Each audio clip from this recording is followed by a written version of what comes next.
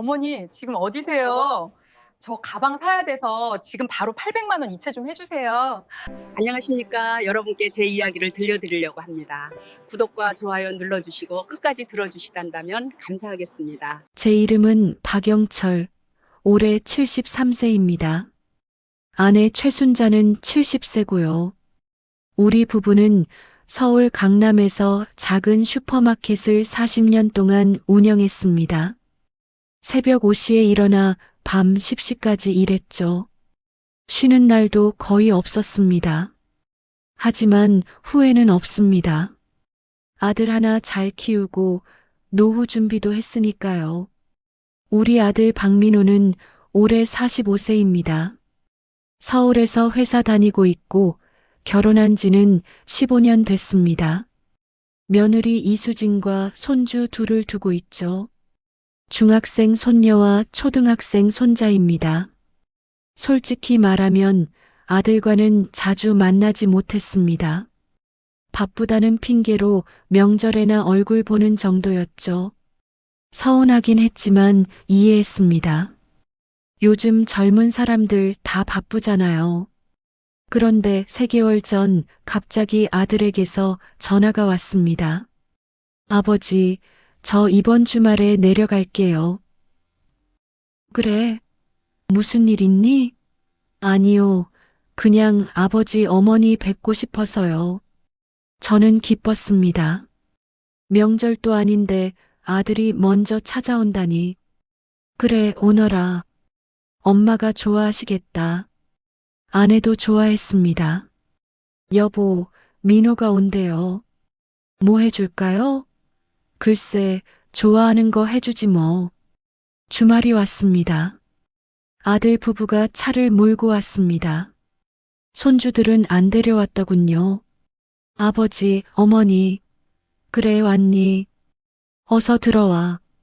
아들은 예전과 달랐습니다. 뭔가 더 친절했습니다. 짐도 많이 들고 왔습니다. 아버지, 이거 건강식품이에요. 드시라고 샀어요. 오, 그래. 고맙다. 며느리 수진이도 밝게 웃었습니다. 아버님, 어머님 건강하시죠? 그럼 우리 건강해. 점심을 먹으면서 아들이 물었습니다. 아버지, 슈퍼마켓은 요즘 어때요? 뭐, 그럭저럭 하지. 요즘은 대형마트가 많아서 장사가 예전만 못하긴 하지만. 아버지, 많이 힘드시겠어요. 괜찮아. 아직 할만해. 며느리가 끼어들었습니다. 아버님, 나이도 있으신데 이제 그만 쉬셔야 하는 거 아니에요? 쉬긴 뭘 쉬어. 이래야 돈 벌지. 그래도 아버님 연세가. 아들이 거들었습니다. 아버지, 사실은 그 얘기 하려고 왔어요. 무슨 얘기? 아버지, 이제 슈퍼 그만하시고 편히 쉬세요. 저는 웃었습니다. 그만두면 뭐하고 사니? 연금도 없는데. 아버지, 괜찮아요. 제가 모실게요. 뭐? 제가 아버지 어머니 모실게요. 이제 그만 일하시고 편히 쉬세요. 저는 놀랐습니다. 아들이 이런 말을 하다니. 민호야, 내 뜻은 고맙지만 아빠는 아직 일할 수 있어. 아버지, 73세세요. 이제 쉬셔야죠. 며느리도 거들었습니다. 아버님, 저희가 생활비 드릴게요. 한 달에 200만 원씩. 200만 원. 적지 않은 돈이었습니다.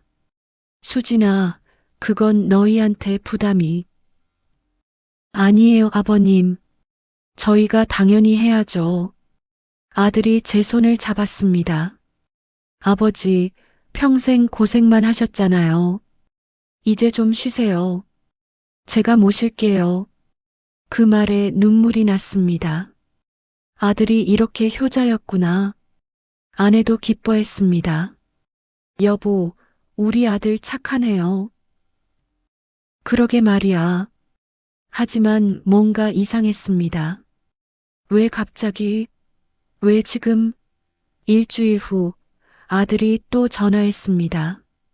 아버지, 슈퍼 처분하는 것 좀 도와드릴게요. 처분? 네, 파르시잖아요. 아니, 아직 팔 생각 안 했는데.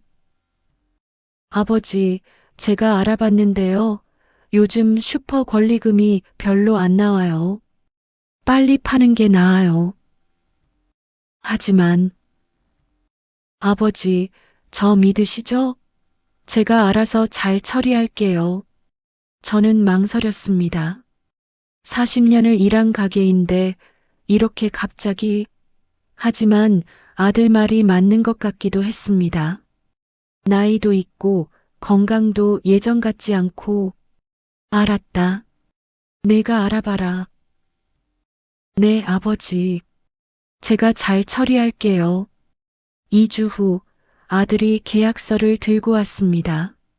아버지, 사겠다는 사람 찾았어요. 정말? 얼마에? 권리금 5천만 원이요. 5천만 원? 그것밖에 안 돼? 아버지, 요즘 슈퍼가 잘 안 팔려요. 이것도 잘 받은 거예요. 저는 의아했습니다. 제 생각에는 최소 8천만 원은 받아야 할 것 같았는데. 민호야, 좀 더 알아보자. 아버지, 이 사람도 급한 사람이에요. 빨리 결정 안 하면 다른 데 갈 거래요. 며느리도 거들었습니다. 아버님, 빨리 파시는 게 나아요. 나중에는 더 안 받아요. 아내가 제 손을 잡았습니다. 여보, 아들 말대로 합시다. 아들이 우릴 속이겠어요? 그렇긴 하지만. 여보, 믿읍시다. 저는 결국 계약서에 사인했습니다. 다음 날 슈퍼는 새 주인에게 넘어갔습니다. 40년의 세월이 하루아침에 끝났습니다. 저는 허전했습니다. 매일 가던 슈퍼를 이제 못 가는구나. 하지만 아들이 위로했습니다. 아버지, 이제 편히 쉬세요. 제가 모실게요. 권리금 5천만 원을 받았습니다. 아들이 관리하겠다고 했습니다. 아버지, 이 돈 제가 투자해서 불려드릴게요. 투자? 네, 제가 아는 좋은 투자처가 있어요. 1년이면 1억으로 만들어 드릴게요. 정말? 네, 믿으세요. 저는 돈을 아들에게 맡겼습니다. 그리고 집도 팔기로 했습니다. 저희는 강남에 30평 아파트를 가지고 있었습니다. 시세가 12억 정도 됐습니다. 아들이 말했습니다. 아버지, 이 집 너무 크지 않아요? 두 분만 사시는데. 그렇긴 하지. 작은 집으로 옮기시는 게 어때요? 그럼 돈도 남고. 하지만 이 집에서 40년을 살았는데. 며느리가 거들었습니다. 아버님, 관리도 힘드시잖아요. 작은 집이 편하실 거예요. 아들이 계속 설득했습니다. 아버지, 이 집 팔아서 작은 집 사시면 몇 억은 남아요. 그 돈으로 노후 준비하세요. 아내가 또 제 손을 잡았습니다. 여보, 아들 말이 맞는 것 같아요. 우리 둘이 30평이 필요해요? 저는 고민했습니다. 하지만 결국 동의했습니다. 알았다. 팔자. 아들은 기뻐했습니다. 아버지, 잘 결정하셨어요. 제가 알아서 처리할게요. 그렇게 우리는 40년 살던 집을 팔았습니다. 12억에 팔렸습니다. 아들이 처리했습니다. 그리고 새 집을 샀습니다. 경기도 외곽의 작은 아파트 15평 3억이었습니다. 아버지, 여기 조용하고 좋죠? 조용하긴 했습니다. 너무 조용했습니다. 주변에 아무것도 없었습니다. 민호야, 여기 너무 외진데. 아버지, 노후에는 조용한 게 좋아요. 차액 9억은 아들이 관리하겠다고 했습니다. 아버지, 이 돈으로 제가 투자해서 불려드릴게요. 민호야, 9억이면 큰 돈인데. 아버지, 저 믿으시죠? 그렇긴 하지만. 아버지, 제가 금융권에서 일하잖아요. 제가 잘 굴릴게요. 저는 돈을 아들에게 맡겼습니다. 그렇게 우리는 새 집으로 이사했습니다. 15평 아파트, 방 하나, 거실 하나. 부엌도 작고 화장실도 작았습니다. 아내가 한숨을 쉬었습니다. 여보, 우리 인생이 이렇게 줄어드네요. 괜찮아. 아들이 잘 해줄 거야. 하지만 불안했습니다. 뭔가 잘못되고 있는 것 같은 느낌. 그리고 그 불안은 현실이 되었습니다. 새 집으로 이사한 지 한 달이 지났습니다. 아들에게서 연락이 뜸해졌습니다. 처음에는 일주일에 한 번씩 전화했는데 이제는 한 달에 한 번도 안 합니다. 저는 먼저 전화했습니다. 민호야, 나 아빠야. 네, 아버지. 무슨 일이세요? 아들아, 요즘 어떻게 지내니? 바빠요, 아버지. 회사 일이 많아서. 그래. 근데 아빠 투자한 돈은 어떻게 됐어? 아, 그거요? 잘 굴리고 있어요. 얼마나 불었어? 아직 확인 안 해봤는데요. 나중에 알려드릴게요. 민호야, 아빠 궁금한데. 아버지, 저 지금 회의 들어가야 해요. 나중에 전화 드릴게요. 전화가 끊겼습니다. 이상했습니다. 왜 자세히 안 알려주지? 일주일 후 또 전화했습니다. 민호야, 투자 어떻게 됐어? 아버지, 잘 되고 있어요. 구체적으로 얼마나? 아버지, 투자는 시간이 걸려요. 조급하게 생각하지 마세요. 하지만 아빠 전 재산인데. 아버지, 저 믿으시죠? 그렇긴 하지만. 그럼 기다리세요. 제가 잘할게요.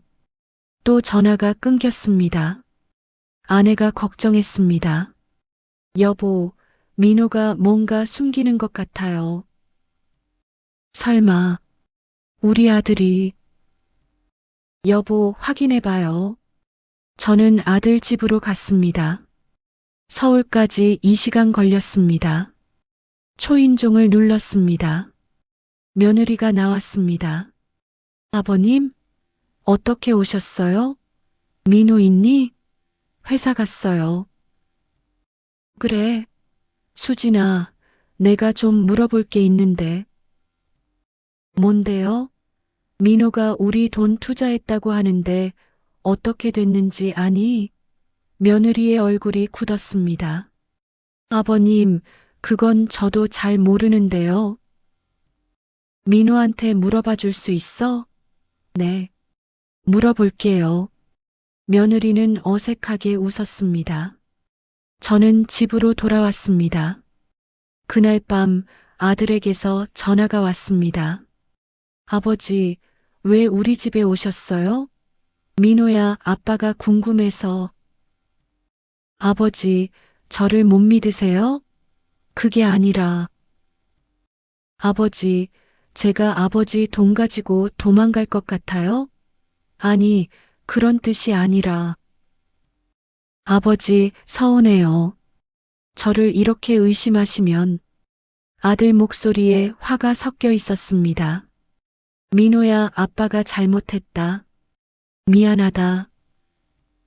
아버지, 저 바쁘니까 나중에 연락드릴게요. 전화가 끊겼습니다. 그 후로 한 달 동안 아들에게서 연락이 없었습니다. 저는 불안했습니다. 아내도 걱정했습니다. 여보, 우리 돈 괜찮을까요? 괜찮을 거야. 하지만 확신이 없었습니다. 2개월이 지났습니다. 생활비가 떨어졌습니다.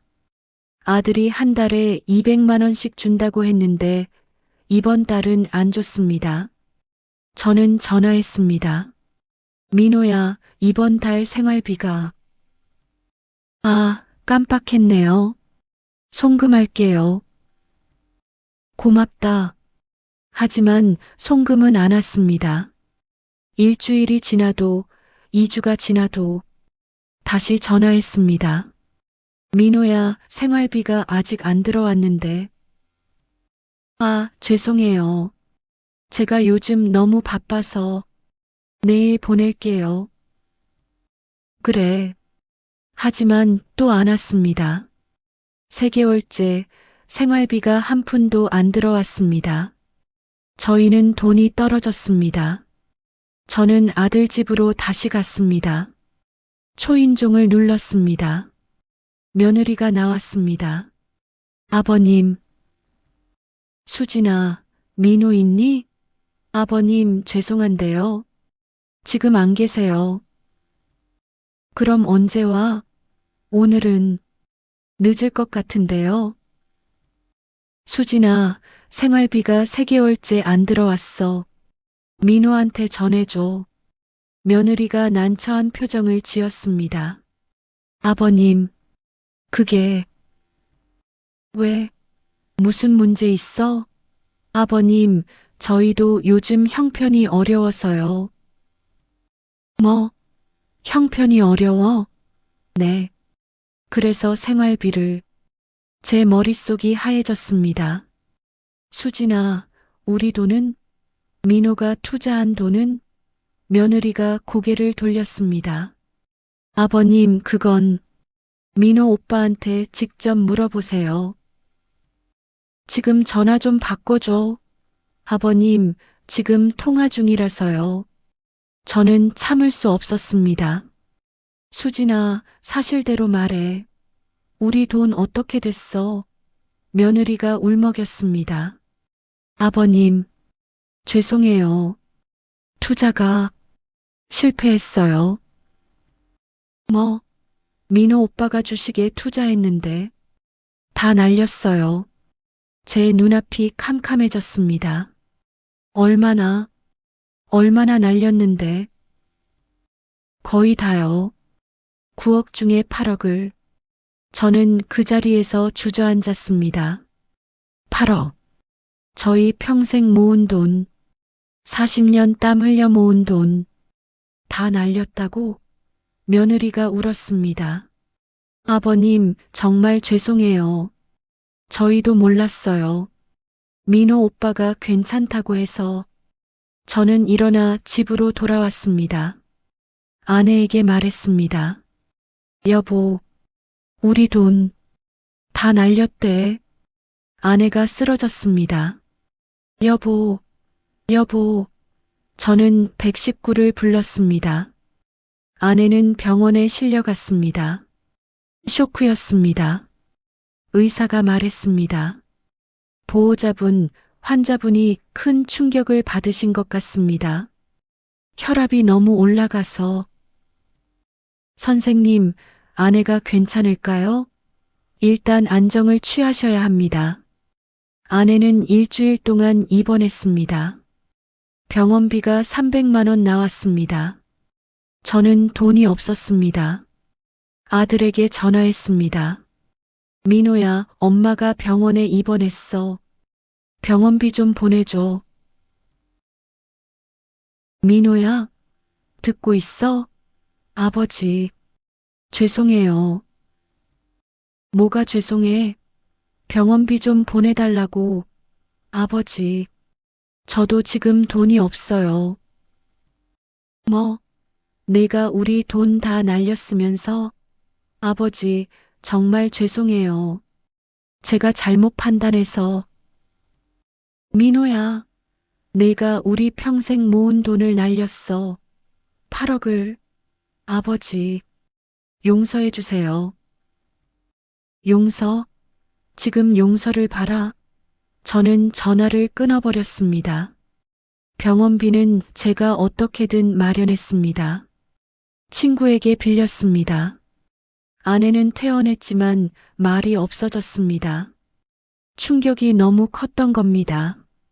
저희는 15평 아파트에서 둘이서 살았습니다. 돈도 없고 생활비도 없고 저는 73세에 다시 일자리를 찾아야 했습니다.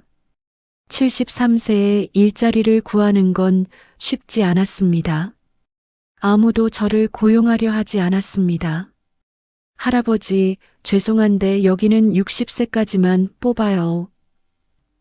나이가 너무 많으셔서 다른 데 알아보세요. 거절만 수십 번 당했습니다.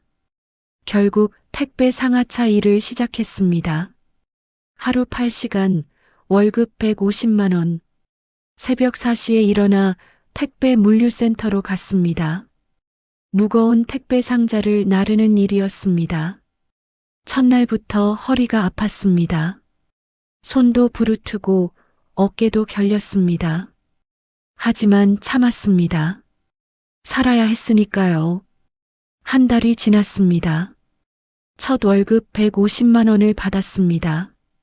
병원비 빚 갚고 생활비 쓰고 나니 남는 게 없었습니다. 아내는 여전히 말이 없었습니다. 하루 종일 창밖만 바라봤습니다. 여보, 밥 먹어요. 여보, 밥이라도 먹어야지. 아내는 밥도 제대로 안 먹었습니다. 살이 빠졌습니다. 저는 걱정이 태산이었습니다. 2개월째 아들에게서 연락이 왔습니다. 아버지, 저예요. 아버지, 들으세요. 제가 정말 죄송해요. 민호야, 너 때문에 엄마가 병원에 입원했어. 지금도 밥을 안 먹어. 죄송해요, 아버지. 죄송하다고 끝나니? 우리 평생 모은 돈을 날렸는데, 아버지, 제가 꼭 갚을게요. 시간을 주세요. 시간? 아빠 나이가 73살이야. 얼마나 기다리라고? 아버지. 민호야, 적어도 생활비라도 보내줘. 엄마 약값도 있고. 아버지, 죄송한데요. 저도 지금 돈이 정말 없어요. 너 회사 다니잖아. 아버지, 제 월급으로는 우리 가족 먹여 살리기도 빠듯해요. 그럼 우리는 어떻게 살라고? 아버지, 죄송해요. 전화가 끊겼습니다. 저는 분노했습니다. 하지만 어쩔 수 없었습니다. 3개월째 제 몸이 한계에 달했습니다. 택배 일을 하다가 허리를 다쳤습니다. 무거운 상자를 들다가 삐끗했습니다. 으악! 병원에 갔습니다. 허리 디스크였습니다. 할아버지, 일 그만하셔야 해요. 이러다 큰일 나요. 선생님, 그럼 전 어떻게 살아요? 건강이 먼저예요. 일 그만두세요. 하지만 일을 그만둘 수 없었습니다. 돈을 벌어야 했으니까요. 진통제를 먹으며 계속 일했습니다. 4개월째 아내가 쓰러졌습니다. 여보, 여보, 또 119를 불렀습니다. 이번에는 더 심각했습니다. 뇌경색이었습니다. 보호자분, 환자분이 뇌경색으로 쓰러지셨습니다. 수술이 필요합니다. 수술 비용이 얼마나 됩니까? 대략 1천만 원 정도 들 것 같습니다. 1천만 원. 저에게는 천문학적인 돈이었습니다. 선생님, 제가 돈이 없는데. 할아버지, 그래도 수술은 하셔야 해요. 안 하시면. 의사는 말을 잇지 못했습니다. 저는 아들에게 전화했습니다. 민호야, 엄마가 뇌경색으로 쓰러졌어. 수술비가 1천만 원이야. 민호야, 제발 도와줘. 엄마가 죽을 수도 있어. 아버지, 저도 돈이 없어요. 민호야, 내 엄마야. 내 엄마. 아버지, 제가 어떻게 해요? 저도 빚이 있어요. 빚? 네. 제가 투자 잘못해서 빚이 5천만 원이에요. 저는 기가 막혔습니다. 너, 빚까지 있어? 죄송해요, 아버지. 민호야, 그럼 엄마는 어떻게 해? 엄마 죽으라고? 아버지, 제가 어떻게 해드릴 수가 없어요. 너, 이 불효자식아. 저는 전화를 끊어버렸습니다. 결국 저는 대출을 받았습니다. 15평 아파트를 담보로 1천만 원을 빌렸습니다. 이자가 연 10%였습니다. 아내는 수술을 받았습니다. 성공했습니다. 하지만 후유증이 있었습니다. 왼쪽 팔다리가 마비됐습니다. 할아버니, 환자분이 재활치료를 받으셔야 합니다. 재활치료 비용은 얼마나 됩니까? 한 달에 100만 원 정도 들 겁니다. 100만 원. 제 월급이 150만 원인데 재활비만 100만 원. 어떻게 살아야 할까요? 저는 일을 더 했습니다. 택배일 끝나고 야간 경비 일을 시작했습니다. 하루 16시간 일했습니다. 잠은 4시간만 잤습니다. 73세 노인이 하루 16시간 일했습니다. 몸이 망가졌습니다. 허리는 더 악화됐고 무릎도 아프기 시작했습니다. 하지만 멈출 수 없었습니다. 5개월째 저는 길에서 쓰러졌습니다. 과로였습니다. 누군가 119를 불러줬습니다. 병원에서 깨어났을 때 의사가 말했습니다. 할아버지, 이러시다 정말 큰일 납니다. 쉬셔야 해요. 선생님, 전 쉴 수 없어요. 할아버지 나이에 하루 16시간 일하시면 안 돼요. 하지만 할아버지, 건강을 잃으면 끝이에요. 저는 울었습니다. 선생님, 전 어떻게 해야 돼요? 아내 병원비도 있고 대출 이자도 갚아야 하고 전 어떻게 살아요? 의사는 아무 말도 하지 못했습니다. 병원에서 퇴원한 후 저는 아들을 직접 찾아가기로 했습니다. 마지막으로 한 번 더 도움을 청하기 위해서였습니다. 아들 집 앞에 도착했을 때 이상한 광경을 봤습니다. 며느리 수진이가 명품 가방을 들고 나오는 모습이었습니다. 수진아? 며느리가 깜짝 놀랐습니다. 아, 아버님? 어떻게 그 가방 새로 산 거니? 며느리가 당황했습니다. 이건 얼마짜리야? 아버님, 이건 제가 얼마냐고. 300만 원이요. 제 머릿속이 하얘졌습니다.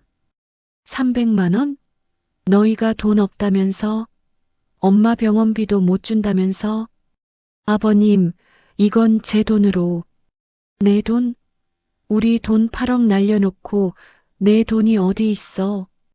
현관문이 열리고 아들이 나왔습니다. 아버지, 무슨 일이세요? 민호야, 이게 뭐니? 수진이가 300만 원짜리 가방을 샀다는데? 아들이 난처한 표정을 지었습니다. 아버지, 그게 너희 돈 없다며, 생활비도 못 준다며. 며느리가 끼어들었습니다. 아버님, 그건 제 돈으로 산 거예요. 제가 직장 다니잖아요. 내 돈이든 민호 돈이든 너희가 우리 돈 8억 날려놓고 어떻게 명품을 사? 아버님, 저도 살아야죠. 맨날 아껴서만 살 수 없어요. 그 말에 제 분노가 폭발했습니다. 뭐, 너도 살아야 한다고? 우리는 죽어도 상관없고 아들이 말렸습니다. 아버지, 진정하세요. 진정? 어떻게 진정해?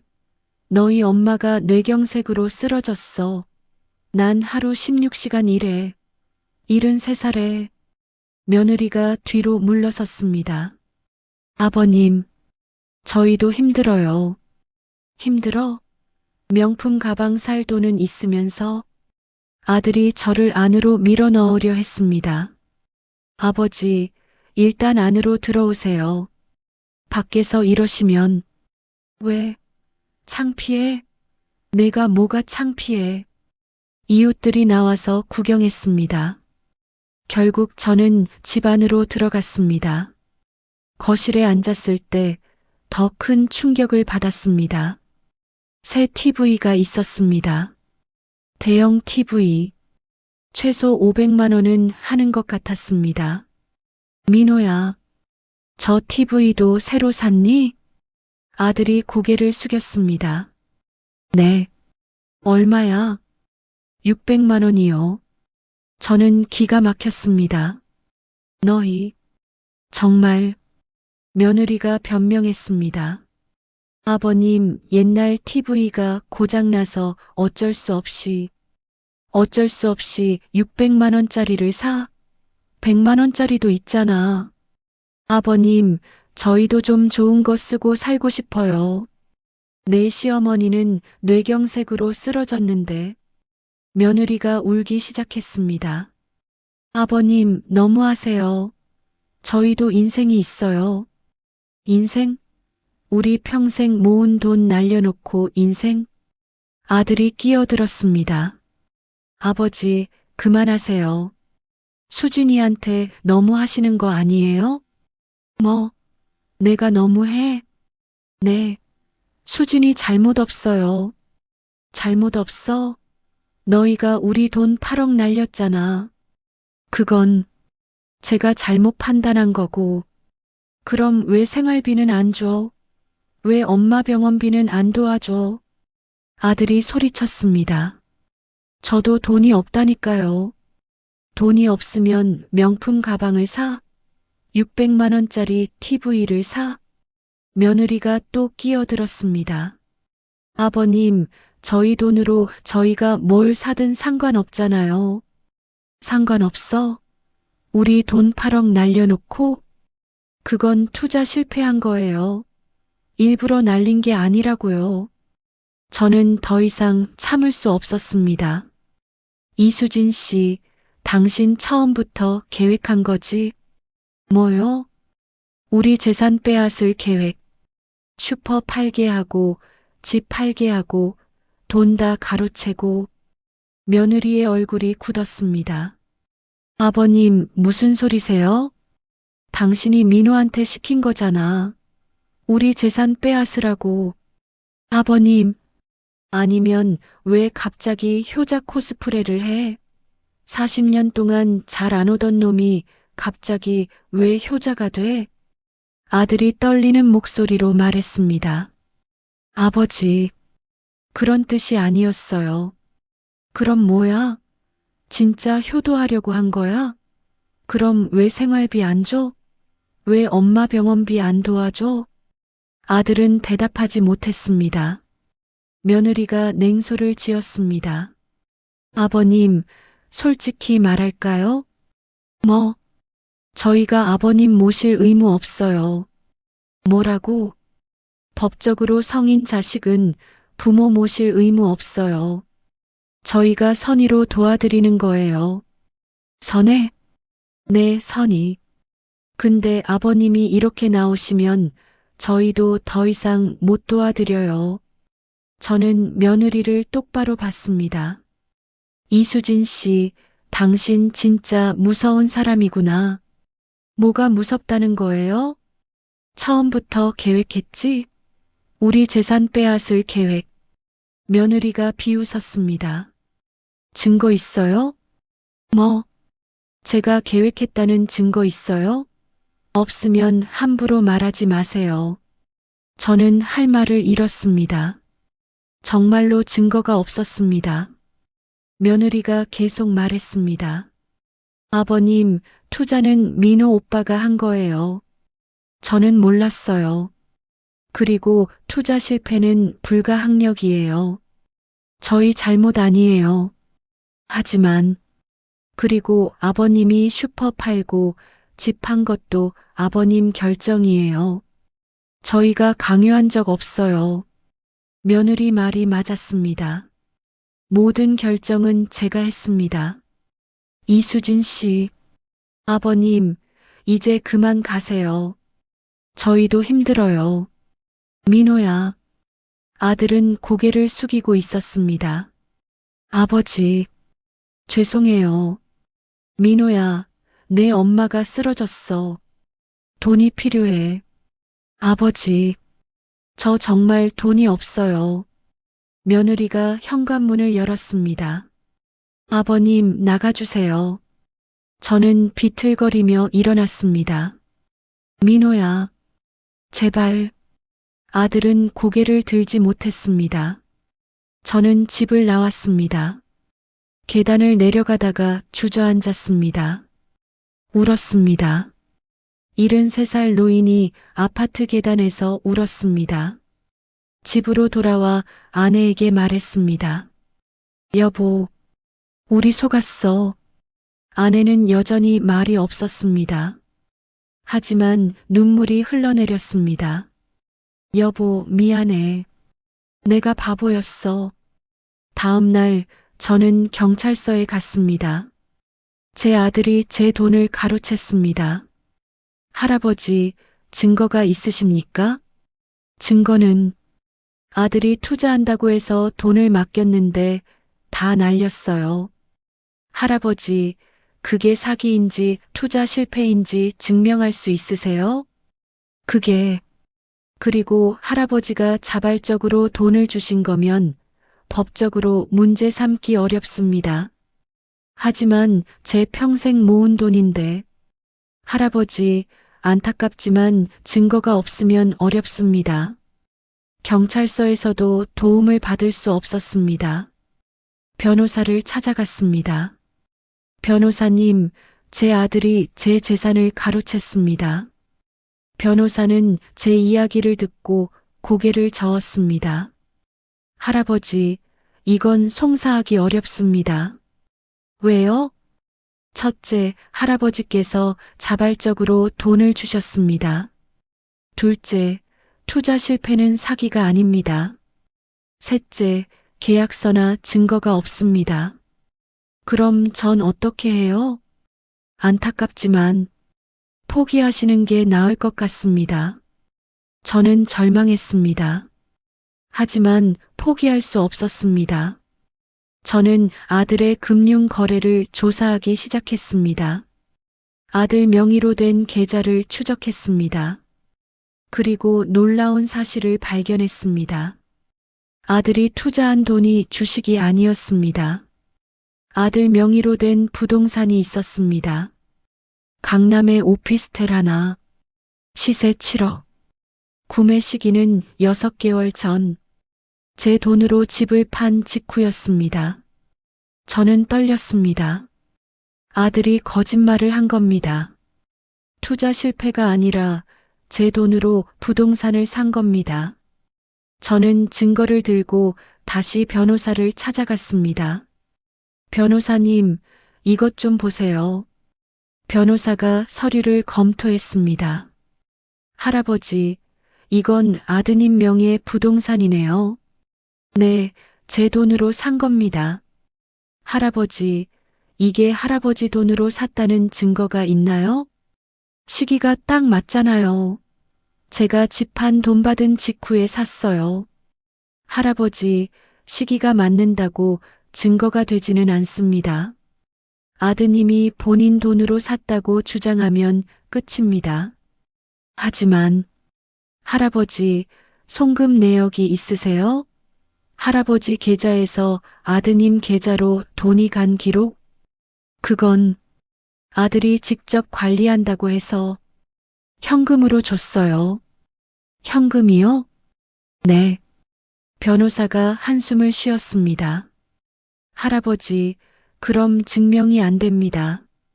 변호사님, 할아버지, 안타깝지만 법적으로 다툴 방법이 없습니다.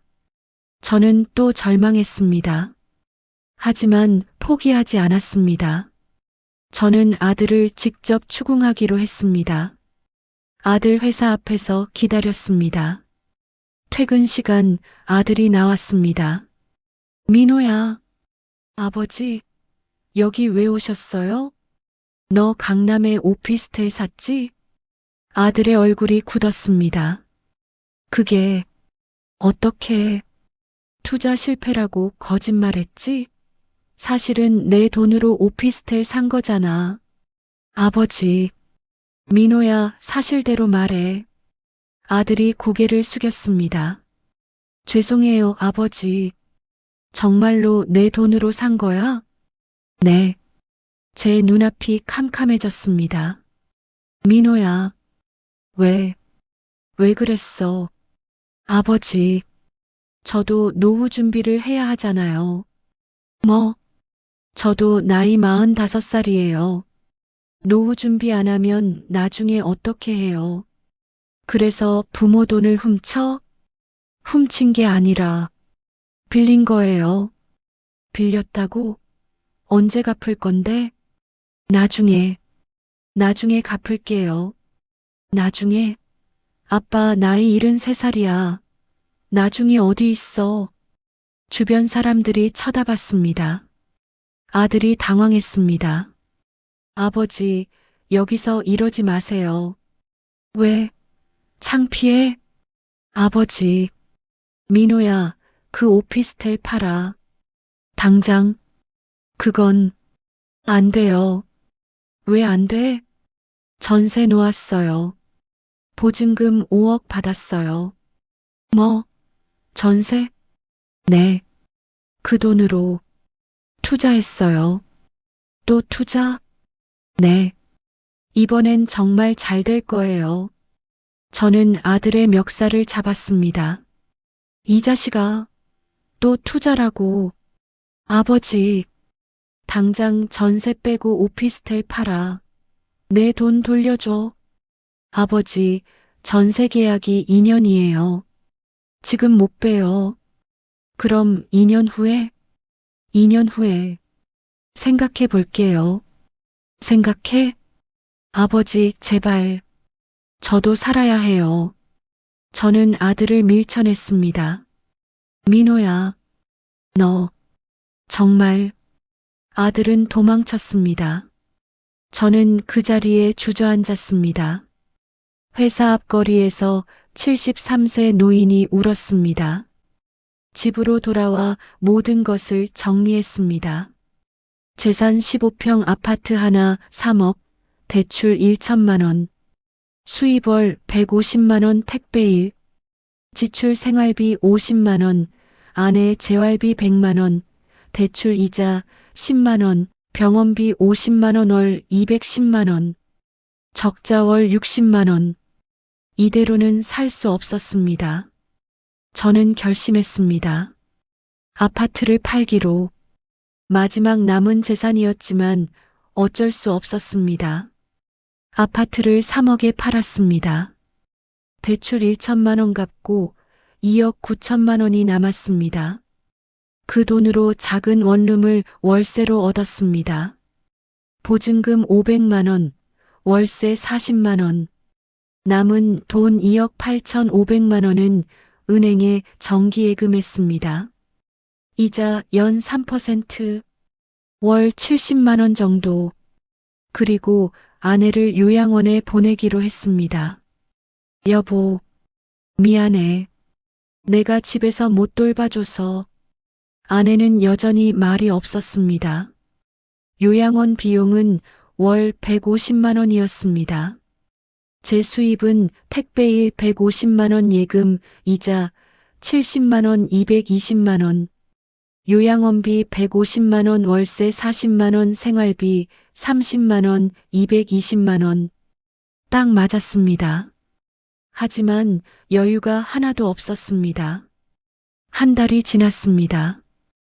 아들에게서 연락이 왔습니다. 아버지, 집 팔았다고 들었어요. 그래, 팔았다. 왜요? 그 집이 마지막 재산이었잖아요. 엄마 요양원비 내야 해서. 민호야, 넌 엄마 요양원에 한 번도 안 왔지? 아버지, 죄송해요. 바빠서, 내 엄마가 요양원에 있는데, 아버지, 정말 죄송해요. 됐어. 이제 연락하지 마. 아버지, 내가 한 일 절대 잊지 않을 거야. 절대. 전화를 끊었습니다. 3개월이 지났습니다. 제 몸이 한계에 달했습니다. 택배 일을 하다가 쓰러졌습니다. 병원에 실려갔습니다. 과로와 스트레스로 인한 심장마비였습니다. 의사가 말했습니다. 할아버지, 일 그만하셔야 합니다. 다음에는 정말 위험해요. 선생님, 전 일 안 하면 못 살아요. 할아버지, 건강을 잃으면 끝이에요. 전 이미 끝났어요, 선생님. 의사는 아무 말도 하지 못했습니다. 퇴원 후 저는 택배 일을 그만뒀습니다. 더 이상 몸이 버티지 못했습니다. 수입이 예금 이자 70만 원뿐이 되었습니다. 요양원비 150만 원을 낼 수 없었습니다. 저는 아내를 요양원에서 데려왔습니다. 여보, 미안해. 돈이 없어서 아내를 원룸으로 데려왔습니다. 좁은 원룸에서 둘이 살기 시작했습니다. 아내를 제가 직접 돌봤습니다. 씻기고 밥 먹이고 기저귀 갈고. 하지만 제 몸도 성하지 않았습니다. 허리 디스크, 무릎 관절염, 심장 문제. 73세 환자가 70세 환자를 돌보는 형국이었습니다. 6개월이 지났습니다. 예금이 바닥나기 시작했습니다. 요양원비는 못 내도 생활비와 월세는 내야 했습니다. 예금을 조금씩 깨기 시작했습니다. 한 달에 50만 원씩 2억 8천만 원이 있었지만 이렇게 쓰면 5년도 못 갑니다. 그 후에는 저는 두려웠습니다. 어느 날 아내가 처음으로 말했습니다. 여보, 말했어. 여보, 미안해. 왜 미안해? 뭐가 미안해? 내가 당신 고생시켜서. 아니야, 여보. 내가 잘못한 거야. 여보, 우리 이제 어떻게 돼? 저는 대답할 수 없었습니다. 정말로 어떻게 될까요? 1년이 지났습니다. 예금은 반 이상 사라졌습니다. 1억 5천만 원 정도 남았습니다. 저는 74세가 되었고 아내는 71세가 되었습니다. 둘 다 건강이 나빠졌습니다.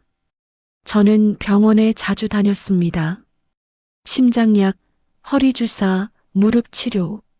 아내도 재활 치료가 필요했지만 돈이 없어서 못 받았습니다. 어느 날 아들에게서 전화가 왔습니다. 아버지, 뭐야? 아버지, 병원에 계신다고 들었어요. 누구한테 들었는데? 아버지 요양보호사님이 제 연락처를 찾아서. 그래서? 아버지, 제가 찾아가도 될까요? 필요 없어. 아버지, 너 때문에 내가 이렇게 됐어. 이제 와서 뭐하러 와? 아버지, 정말 죄송해요. 죄송하다고 끝나니? 아버지, 제발 한 번만 만나주세요. 저는 전화를 끊으려 했지만 뭔가 아들 목소리가 달랐습니다. 뭔데? 아버지, 내일 찾아가겠습니다. 다음 날 아들이 왔습니다. 혼자 왔습니다. 며느리는 없었습니다. 아들은 많이 변해 있었습니다. 야위었고 머리가 많이 새었습니다. 아버지, 왜 왔어? 아버지, 정말 죄송합니다. 아들이 무릎을 꿇었습니다. 민호야, 뭐 하는 거야? 아버지, 용서해 주세요. 제가 정말 잘못했습니다. 일어나. 아버지, 저 깨달았어요. 제가 얼마나 큰 잘못을 했는지. 일어나라고. 하지만 아들은 일어나지 않았습니다. 아버지, 제가 아버지 평생 모은 돈을 다 날렸어요. 제 욕심 때문에. 알아. 이제 와서 뭐하러 그래. 아버지, 용서해 주세요. 아들은 울기 시작했습니다. 아버지, 제가 정말 못된 자식이었어요. 저는 아들을 일으켜 세웠습니다. 민호야, 일어나. 아버지, 됐어. 이제 와서 후회해봤자 소용없어. 아버지, 제가 갚을게요. 뭘? 아버지 돈. 제가 다 갚을게요. 넌 돈도 없잖아. 오피스텔 팔았어요. 뭐? 강남 오피스텔. 전세 빼고 팔았어요. 7억에. 저는 놀랐습니다. 정말? 네. 그리고 수진이랑 이혼했어요. 이혼? 네. 수진이가 처음부터 아버지 재산 노린 거였어요. 아들이 고백했습니다. 결혼 초기부터 며느리는 제 재산을 노렸다고. 슈퍼 팔게 하고 집 팔게 한 것도 다 며느리 계획이었다고. 아들은 처음에는 몰랐지만 나중에 알고도 방치했다고. 아버지, 제가 정말 나쁜 놈이에요. 제 아내 말만 듣고 아버지를. 민호야, 아버지, 용서해 주세요. 제가 평생 속죄하며 살겠습니다. 아들이 봉투를 꺼냈습니다. 아버지, 이거 오피스텔 판 돈이에요. 7억. 민호야, 이걸 아버지 돈이에요. 돌려드리는 거예요. 하지만 저는 괜찮아요. 제가 다시 시작하면 돼요. 민호야, 아버지, 그리고 아버지 모시고 싶어요. 저랑 같이 사세요. 뭐? 제가 아버지 어머니 모실게요. 제대로. 하지만 너 이혼했잖아. 그래서 더욱 모셔야죠. 제가 혼자니까 아버지 어머니랑 같이 살게요. 저는 눈물이 났습니다. 민호야, 아버지, 용서해 주세요. 우리는 그렇게 안고 울었습니다. 1년 후, 저희는 아들과 함께 살고 있습니다. 아들이 산 아파트, 30평, 넓지는 않지만 우리 셋이 살기 충분합니다. 아들은 열심히 일합니다. 저희를 모시기 위해. 아내는 재활 치료를 받고 있습니다. 많이 좋아졌습니다. 이제 혼자 걸을 수 있습니다. 저도 건강이 나아졌습니다. 더 이상 일하지 않아도 되니까요. 어느 날 아들이 말했습니다. 아버지, 제가 평생 속죄하며 살겠습니다. 민호야, 이제 그만해. 내가 돌아온 것만으로도 충분해. 아버지, 민호야, 사람은 실수할 수 있어. 중요한 건 깨닫고 고치는 거지. 네, 아버지. 너 이제 좋은 아들이야. 아들은 울었습니다. 손주들도 자주 옵니다. 주말마다 할아버지, 할머니, 그래 왔니? 손주들이 밝게 웃습니다. 저는 이제 행복합니다. 힘든 시간을 겪었지만 가족을 되찾았으니까요. 돈은 다시 생겼지만 그보다 중요한 걸 배웠습니다. 가족이 진짜 재산이라는 것. 그리고 아들도 배웠습니다. 부모는 이용하는 대상이 아니라 사랑하고 모셔야 할 존재라는 것을.